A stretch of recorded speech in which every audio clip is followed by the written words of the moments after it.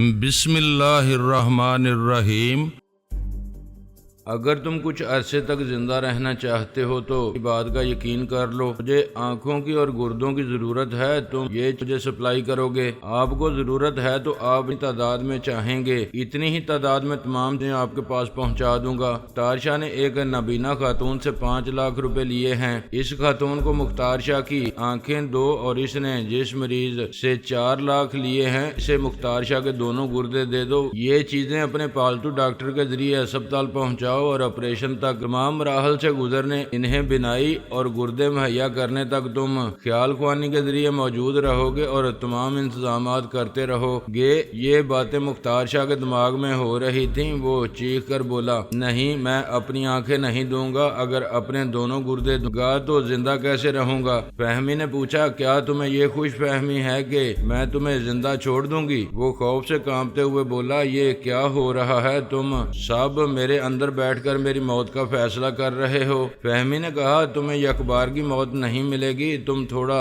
تھوڑا کر کے قسطوں میں مرو گے۔ پہلے تمہیں بے ہوش کر کے آنکھوں سے محروم کیا جائے گا۔ وہ لرزتے ہوئے بولا، نہیں، خدا کے لیے ایسا ظلم نہ کرنا۔ تمہیں اس وقت خدا یاد نہیں آیا جب تم نے میرے بے قصور ابو کو قتل کیا تھا؟ جب تم دل، گردے اور آنکھیں حاصل کرنے کے لیے معصوم عورتوں اور مردوں کو حادثے کے ذریعے مارتے ہو یا قتل کرتے ہو تو کبھی یہ خیال نہیں آتا خدا تمہیں اب یاد آ رہا ہے اور تمہیں ایسے اعمال کی سزا دینے والا ہے۔ اب میں کبھی ایسا نہیں کروں گا، اس بار مجھے معاف کر دو۔ موت، قسطوں میں موت۔ آنکھیں نکالنے کے 1 ہفتے کے بعد پھر تمہیں بے ہوش کیا جائے گا اور تمہارا ایک گردہ نکالا جائے گا۔ وہ رونے لگا، داڑیں مار مار کر رونے لگا۔ وہ بولی، 1 ہفتے کے بعد تمہارا تیسرا اور آخری آپریشن کیا جائے گا، کیونکہ دوسرا گردہ نکالنے کے بعد تم زندہ نہیں رہ سکو گے۔ اس پر سکتہ طاری ہو گیا۔ آدمی موت کے بعد ساکت ہو جاتا ہے۔ وہ قسط بار موت کی دہشت سے موت سے پہلے ہی ساکت ہو گیا۔ امریکن آرمی کے چند بڑے افسران مین کلر کی مسلسل ناکامیوں سے مایوس ہو گئے تھے۔ انہوں نے اس کی لا علمی میں ایک ہنگامی اجلاس منعقد کیا۔ اس خفیہ اجلاس میں فوج کے صرف وہ 6 بڑے افسران شریک تھے جو یوگا کے ماہر تھے۔ انہیں یہ اندیشہ نہیں تھا کہ مین کلر یا دوسرے ٹیلی پیتھی جاننے والے ان کے دماغوں میں پہنچ سکیں گے۔ ایک افسر نے کہا، مین کلر کو ٹیلی پیتھی کے شعبے کا ہیڈ بنانے میں عجلت سے کام لیا گیا تھا۔ اس کی صلاحیتوں کو اچھی طرح آزمایا نہیں گیا، اس کی کمزوریوں پر توجہ نہیں دی گئی۔ اب اس کی کمزوریاں سامنے آ رہی ہیں۔ دوسرے افسر نے کہا، اس کی سب سے بڑی کمزوری یہ ہے کہ وہ اپنی غلطیوں پر پردہ ڈالتا رہتا ہے تاکہ ہم اسے نااہل نہ کہہ دیں۔ تیسرے نے کہا، وہ جھوٹ ایسے بولتا ہے جیسے سچ کہہ رہا ہو۔ اس نے پہلے پورس کو گرفتار کیا تھا اور ہم سے کہتا رہا تھا کہ پورس کو گرفتار کیا ہے اور اسے ایسے سخت پہرے میں قید رکھا ہے جہاں پرندہ بھی پر نہیں مار سکے گا، اور جب پورس اس سخت پہرے داری سے نکل کر بھاگ گیا تو اپنی صفائی پیش نہ کر سکا، ہمیں مطمئن نہ کر سکا کہ وہ کیسے فرار ہو گیا ہے۔ ایک افسر نے سامنے رکھے ہوئے گلاس سے کولڈ ڈرنک کے گھونٹ پیے، پھر کہا، ہم ٹیلی پیتھی کی بھول بھلائیوں کو سمجھ نہیں سکتے ہیں اور وہ مین کلر ہمیں الٹی سیدھی باتیں سمجھا کر مطمئن کرنے کی کوشش کرتا رہتا ہے۔ اس نے زرگام کو سونیا کے مقابلے میں بھیجا تھا، وہاں بھی منہ کی کھانی پڑی۔ ٹیلی پیتھی کے شعبے کا ہیڈ آف دی ڈپارٹمنٹ ہمیں مایوس کرتا جا رہا ہے اور ایسے میں دنیا کے تمام ٹیلی پیتھی جاننے والوں کے سامنے ایک بہت بڑا چیلنج ہے۔ یہ علم مٹنے والا ہے اور مٹانے والا پورس ہوگا۔ ایک اعلیٰ افسر نے کہا، ہمارے ٹیلی پیتھی جاننے والوں کا یہ متفقہ فیصلہ ہے کہ اگر پورس کو ہلاک نہ کیا گیا تو ہمارا ملک سپر پاور بن کر نہیں رہ سکے گا۔ دوسرے چند فوجی افسران اور اعلیٰ حکام کہتے ہیں کہ مین کلر مزید موقع دیا جائے، وہ پورس کو ضرور ٹھکانے لگا دے گا۔ ایک افسر نے ناگواری سے کہا، کل شام مین کلر نے پوری فورس کے ساتھ پورس کو گھیرنے کی کوشش کی تھی، پورس انہیں اپنے پیچھے دوڑاتا رہا۔ وہ ایک پارک میں گیا، تعجب ہے کہ ایک پارک کا محاصرہ کر کے اسے گرفتار نہ کیا جا سکا۔ مین کلر پر مزید بھروسہ کرنا دانش مندی نہیں ہوگی، دانش مندی یہ ہوگی کہ اب ایک ہی ٹیلی پیتھی جاننے والے کی قیادت پر تکیہ نہ کیا جائے۔ مین کلر کلر کے علاوہ ہمارے پاس کتنے ہی ذہین، حاضر دماغ اور چلاک ٹیلی پیتھی جاننے والے ہیں، ہم ان میں سے ایک زبردست جوان کا انتخاب کر سکتے ہیں۔ آپ حضرات کیا کہتے ہیں؟ ایک اعلیٰ افسر نے کہا، ہم نے ایسا کیا تو مین کلر اعتراض کرے گا۔ ہم مین کلر کو کسی طرح مطمئن کریں گے، اس سے کہیں گے کہ آرمی والوں کو اپنے پرسنل معاملات کے لیے ایک ٹیلی پیتھی جاننے والے کی ضرورت ہے، وہ ہمارے ماتحت رہ کر کام کرے گا۔ بہرحال مین کلر سے نمٹ لیا جائے گا۔ ہمارے پچھلے تجربات ہمیں یہی سمجھاتے ہیں کہ جب بھی ہم اپنے ٹیلی پیتھی جاننے والوں پر تنقید کرتے ہیں، ان کی غلطیوں کی نشاندہی کرتے ہیں یا ان کے عہدے سے انہیں ہٹانا چاہتے ہیں، تو وہ پہلے گستاخی اور نافرمانی کرتے ہیں، پھر باغی بن جاتے ہیں، ملک سے فرار ہو کر اپنی ایک نئی ٹیم بنا لیتے ہیں۔ بے شک وہ ایسا کر چکے ہیں، آئندہ مین کلر بھی ایسا کر سکتا ہے، لیکن کسی کے باغی بن جانے کے خوف سے ہم کسی نااہل کو برداشت نہیں کر سکتے۔ ہمارے جو ٹیلی پیتھی جاننے والے اس سے زیادہ اہل ہیں، ہم ان کی اہلیت، قابلیت اور ان کی بہترین صلاحیتوں سے فائدہ اٹھائیں گے۔ اب ہمیں یہ فیصلہ کرنا ہے کہ مین کلر کے علاوہ اور کس ٹیلی پیتھی جاننے والے کو آزمایا جائے۔ آرمی ٹریننگ سینٹر میں جس ٹیلی پیتھی جاننے والے نے ہر امتحان میں سب سے زیادہ کامیابیاں حاصل کی ہیں، اس کا نام اسٹون ہارٹ ہے۔ میں چاہوں گا کہ اسے ٹیلی پیتھی کے شعبے سے نکال کر باقاعدہ آرمی میں لایا جائے۔ تمام اعلیٰ افسران اسٹون ہارٹ کی حمایت میں متفق ہو گئے۔ امریکہ، روس اور اسرائیل کے ٹریننگ سینٹر میں سراغ رسانوں اور سیکرٹ ایجنٹوں کو جو ٹریننگ دی جاتی ہے، اس میں سب سے اہم کورس فرحاد علی تیمور اور اس کی فیملی کے دوسرے افراد کے بارے میں ہوتا ہے۔ تمام سراغ رسانوں اور سیکرٹ ایجنٹوں کو فرحاد، سونیا، پارس اور علی تیمور وغیرہ کی پوری ہسٹری پڑھائی جاتی تھی۔ ان کی تمام حرکات و سکنات کو ویڈیو فلموں کے ذریعے دکھایا جاتا تھا۔ ان فوجی افسران نے اسٹون ہارٹ کو انٹرویو کے لیے طلب کیا۔ ایک افسر نے پوچھا، ہم تمہیں ایک ٹاپ سیکرٹ مشن میں بھیجنا چاہتے ہیں، کیا تم خود کو ایسے مشن کا اہل سمجھتے ہو؟ اس نے جواب دیا، سر میں بہت عرصے سے منتظر ہوں کہ مجھے ایک موقع ملے اور میں کوئی بڑا کارنامہ انجام دے کر آپ حضرات کا اعتماد حاصل کروں۔ ایک اور افسر نے پوچھا، اگر کبھی سونیا سے تمہارے مقابلے کی نوبت آ جائے تو تم کیا کرو گے؟ سر میں نے سونیا کے لائن آف ایکشن کا مشاہدہ بڑی توجہ سے کیا ہے۔ مقابلے کی نوبت آئے تو وہ لڑنے میں وقت ضائع نہیں کرتی ہے، بڑی مکاری سے اپنے مقابل کو الجھا کر چپ چاپ اپنا کام نکال لیتی ہے۔ تمام اعلیٰ افسران باری باری اس سے سوال کرنے لگے۔ وہ بہت ہی معقول اور مدلل جواب دیتا رہا۔ وہ انتہائی ذہین تھا اور اس کی یادداشت اتنی مستحکم تھی کہ وہ بڑے بڑے مجرموں کی ہسٹری یاد رکھتا تھا اور اپنی ڈائری میں یہ نوٹ بھی کرتا تھا کہ مجرموں کی کمزوریوں تک کیسی کیسی تدابیر سے پہنچا جا سکتا ہے۔ ان افسران نے ایک ٹاپ سیکرٹ مشن کے لیے اسٹون ہارٹ کا انتخاب کیا۔ ٹیلی پیتھی کے شعبے کے ہیڈ آف دی ڈپارٹمنٹ مین کلر کو اور دوسرے اعلیٰ حکام کو لکھ بھیجا کہ آرمی کے لیے ایک خاص ٹیلی پیتھی جاننے والے کی ضرورت ہے، لہذا اسٹون ہارٹ کی تقرری آرمی میں کی جائے۔ مین کلر نے مخالفت کرتے ہوئے کہا، ٹیلی پیتھی کا شعبہ آرمی کی ہر ضرورت کے وقت کام آتا ہے، اس لیے علیحدہ سے آرمی میں کسی ٹیلی پیتھی جاننے والے کی تقرری نہ کی جائے۔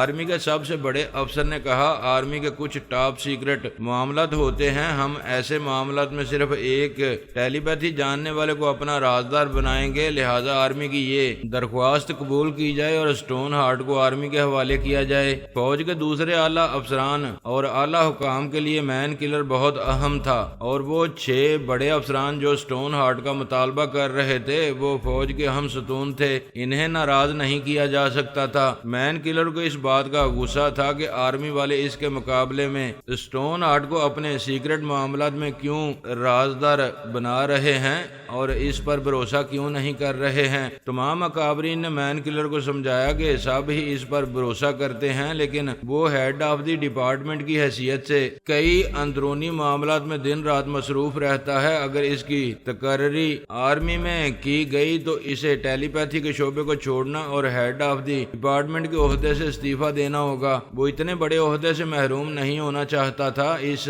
لیے اکابرین کے سامنے قائل ہو گیا، لیکن اندر ہی اندر جھنجھلانے لگا۔ 6 بڑے افسران یوگا کے ماہر تھے، ورنہ وہ ان کے دماغوں میں جا کے ٹاپ سیکرٹ مشن کے بارے میں بہت کچھ معلوم کر لیتا۔ آرمی کے ان 6 افسران نے اسٹون ہارٹ کو اپنے ایک خفیہ اجلاس میں بلایا، پھر اسے خوشخبری سنائی کہ وہ آئندہ آرمی میں رہ کر کام کرے گا، کسی بھی معاملے میں مین کلر کے آگے جواب دہ نہیں ہوگا۔ اسے پہلے پہلی آزمائش کے طور پر ایسے مشن پر بھیجا جا رہا تھا جس میں مین کلر کئی بار ناکام ہو چکا ہے۔ اسٹون ہارٹ نے کہا، میں سمجھ گیا سر، مجھے ایران بھیجا جا رہا ہے۔ تم درست سمجھ رہے ہو، ہم ایران کو اندر سے کھوکھلا کرنے کے لیے وہاں تخریبی کارروائیاں کرتے رہیں گے، لیکن تہران میں سونیا کے باعث تخریبی کارروائیاں سرد پڑ گئی ہیں۔ دوسرے علاقوں میں کچھ کامیابیاں ہوتی ہیں، بعد میں وہاں ہمارے آدمی پکڑے جاتے ہیں۔ دوسرے افسر نے کہا، سونیا کے بے شمار ماتحت اور ایرانی رضاکار دوسرے علاقوں میں پھیلے ہوئے ہیں، وہ ہمارے دشمن دہشت گردوں کی طاق میں رہتے ہیں۔ تیسرے افسر نے کہا، اس سلسلے میں سب سے بڑا نقصان یہ ہو رہا ہے کہ وہ ہمارے آدمیوں کو پکڑنے کے بعد یہ ثابت کر دیتے ہیں کہ وہ سب امریکی اعلی کار ہیں، سیٹلائٹ کے ذریعے ساری دنیا میں اسے بے نقاب کر دیتے ہیں۔ اس طرح امریکہ بدنام ہو رہا ہے۔ اگرچہ ہم ان کے الزامات کا جواب سیٹلائٹ کے ذریعے ساری دنیا کو دیتے ہیں، اس کے باوجود سونیا کی وہاں موجودگی میں ہماری پوزیشن کمزور ہو رہی ہے۔ اسٹون ہارٹ نے کہا، میں یہ تمام باتیں جانتا ہوں، آپ کیا چاہتے ہیں؟ سونیا ایران میں نہ رہے، اس نے وہاں اپنے خاص ماتحتوں اور ایرانی رضاکاروں کی جو ٹیم بنائی ہے وہ کمزور ہو جائے۔ سونیا وہاں سے جائے گی یا اسے موت آئے گی، تب ہی وہ کمزور ہوگی اور اس کے مقابلے میں ہم غالب آئیں گے۔ میری کوشش ہوگی کہ وہ صرف تہران نہیں، ایران چھوڑتے چلی جائے۔ تم سے پہلے بھی یہ دعویٰ زرگام اور دوسرے ٹیلی پیتھی جاننے والوں نے کیا تھا،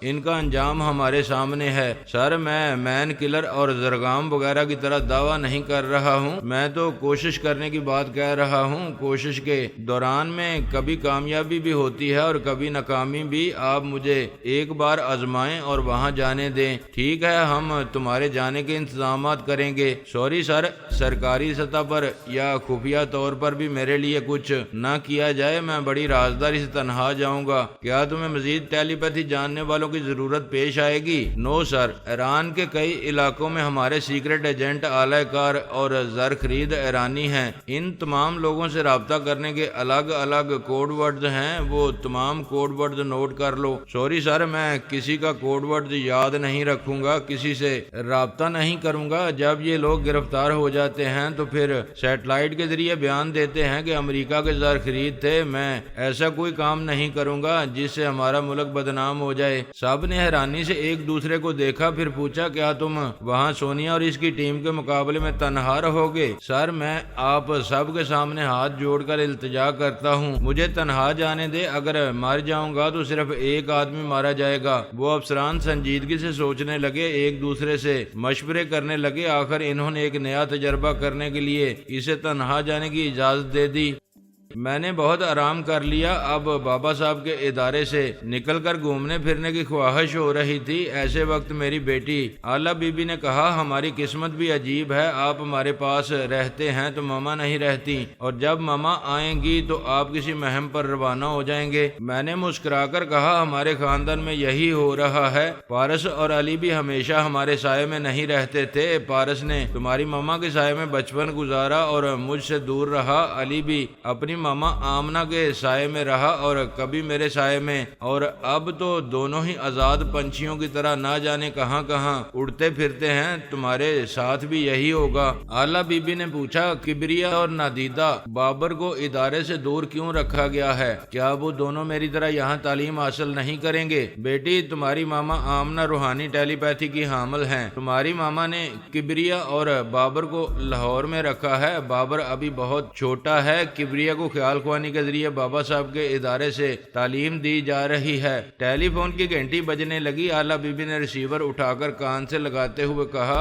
ہیلو، میں آلا بی بی ثانی ہوں اور میں ہوں تمہاری ماما۔ کیسی ہو تم؟ اوہ ماما، آئی لو یو۔ ابھی پاپا سے آپ کی باتیں ہو رہی تھیں۔ کیا آپ تہران سے بول رہی ہیں؟ ہاں، میں اسی شہر میں ہوں۔ تمہاری بہت یاد آ رہی ہے۔ آپ کو تو یاد کرتے ہی بیٹی کے پاس آ جانا چاہیے۔ کیا میں آپ کو بلانے کے لیے پاپا سے سفارش کرواؤں؟ سفارش کی ضرورت نہیں ہے، میری ممتا مجھے تمہاری طرف کھینچ رہی ہے۔ فون بند کرنے کے بعد اپنے پاپا سے کہنا مجھ سے دماغی رابطہ کریں۔ میں ابھی کہتی ہوں، آپ ضرور آئیں اور جلدی آئیں۔ آلا بی بی نے فون رکھ کر مجھ سے کہا، ماما آپ کا انتظار کر رہی ہیں۔ میں نے سونیا کے پاس آ کر کہا، بیٹی نے پیغام دیا، میں چلا آیا۔ کیا یہاں آنے کا ارادہ ہے؟ یہی سوال تم سے کرتی ہوں، مجھے اپنی بیٹی سے کتنے عرصے تک جدا رہنا چاہیے۔ میرا خیال ہے کافی عرصہ ہو چکا ہے، تمہیں یہاں آ جانا چاہیے۔ شکریہ، تو پھر تم تہران چلے آؤ۔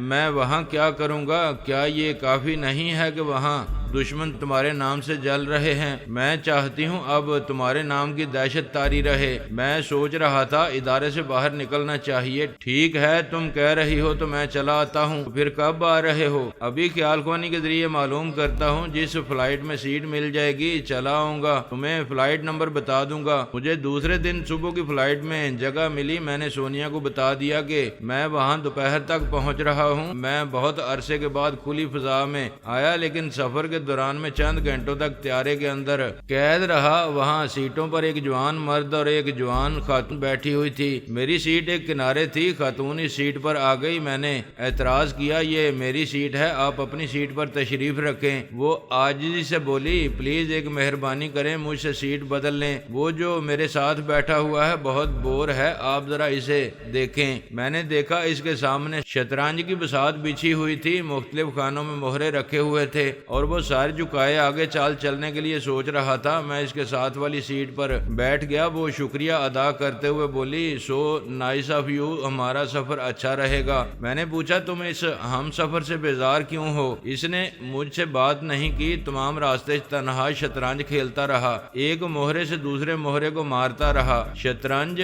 ذہین لوگوں کا کھیل ہے۔ یہ شخص سنجیدہ اور ذہین لگتا ہے۔ جو کسی خوبصورت عورت کی بات نہ کرے، کیا وہ خاک ذہین ہوگا؟ اس کا مطلب ہے تم مجھے ذہین سمجھ رہی ہو کیونکہ میں تمہارے جیسی حسین عورت سے گفتگو کر رہا ہوں۔ وہ مسکرا کر بولی، اب میں ایسی حسین بھی نہیں ہوں۔ میں نے کہا، تم میں اپنے حسن و شباب کا احساس نہیں ہے۔ یہ سچ ہے کہ ہیرا خود اپنی قدر نہیں جانتا ہے، اسے تو ہم جیسے جوہری ہی پرکھ سکتے ہیں۔ میرا خیال ہے تم کماری ہو، ابھی تک کوئی پرکھنے والا نہیں آیا ہے۔ وہ خوشی سے پھولی نہیں سما رہی تھی، جبکہ پہلے ہی خاصی پھولی ہوئی صحت مند تھی۔ بدن کی جلد اتنی موٹی تھی کہ نزاکت کا دور تک پتہ نہیں تھا۔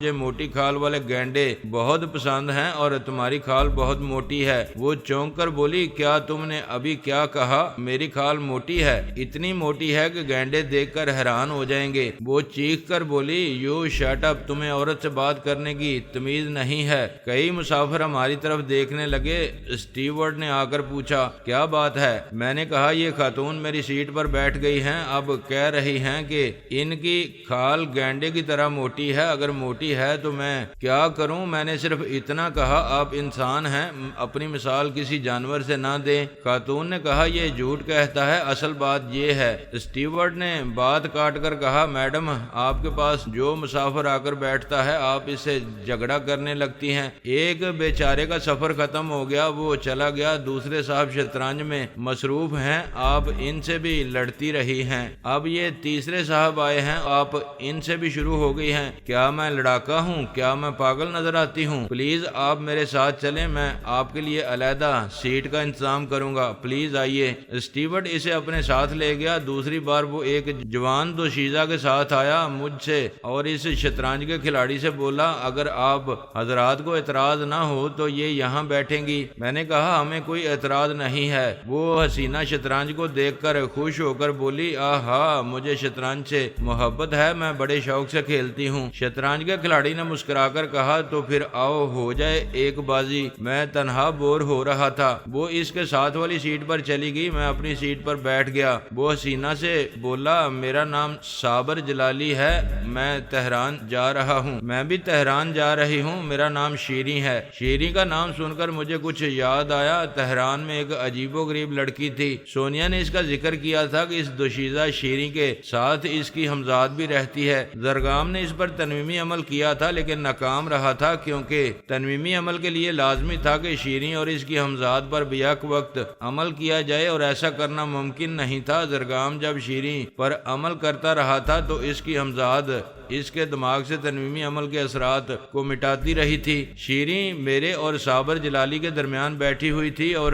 اس کے ساتھ کھیلنے میں مصروف ہو گئی تھی۔ میں اسے بالکل قریب سے دیکھ کر سوچ رہا تھا کیا یہ وہی حمزاد والی شیریں ہے؟ میں نے خیال خوانی کے ذریعے سونیا سے کہا تمہارے ٹیلی پیتھی جاننے والے ماتحت ایک ایرانی دوشیزہ شیریں کے دماغ میں جایا کرتے تھے، کیا وہ شیریں تہران میں ہے؟ اسی شہر میں ہو سکتی ہے، تم کیوں پوچھ رہے ہو؟ یہاں ایک ہم سفر دوشیزہ میرے ساتھ والی سیٹ پر بیٹھی ہے، اس کا نام بھی شیریں ہے، یہ اپنے دوسرے ہم سفر کے ساتھ شطرنج کھیل رہی ہے۔ سونیا نے کہا شیریں نام کی کتنی ہی ایرانی لڑکیاں ہیں، ہاں، جس کے دماغ میں میرے ماتحت جایا کرتے تھے اور جس کے ذریعے میں نے زرگام کو جہنم میں پہنچایا تھا۔ اس شیریں کو شطرنج کھیلنے کا شوق نہیں تھا، اگر تمہاری ہم سفر کھیل رہی ہے تو پھر وہ کوئی دوسری شیریں ہے۔